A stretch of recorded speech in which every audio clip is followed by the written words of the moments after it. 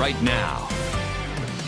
Growing concern tonight with Emsa response times. We told you last week the ambulance service launched an investigation. This following one family's anger, wondering why it took nearly 30 minutes for paramedics to respond to an accident. 2 News reporter Will Dupree went back to Emsa with questions today and is live with answers. Will? Well, I talked again with a spokeswoman here at the Emsa headquarters, and she explained what caused the delay and told me whether or not Emsa's contractor will face financial penalties for being late.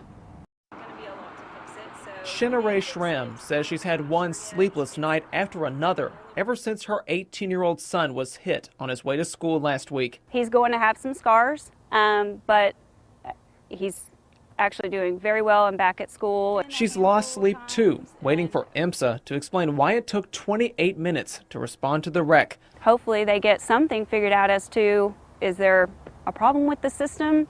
Emsa says the ambulance arrived 3 minutes later than protocol suggests. But they add, medics had a high volume of higher priority calls around the same time. The particular call in question was not given priority 1 status. Today, a spokesperson wrote in a statement, quote, "We want to ensure the public we continue to be fully compliant in our response time standards." In March, Emsa's records show medics were on time 90% of the time. The average response time, though, was about 9 minutes. If their average time is 9 minutes, that would have certainly been great to have had them there after 9 minutes. Emsa is unsure if its contractor, American Medical Response, will have to pay any penalties for being late in April.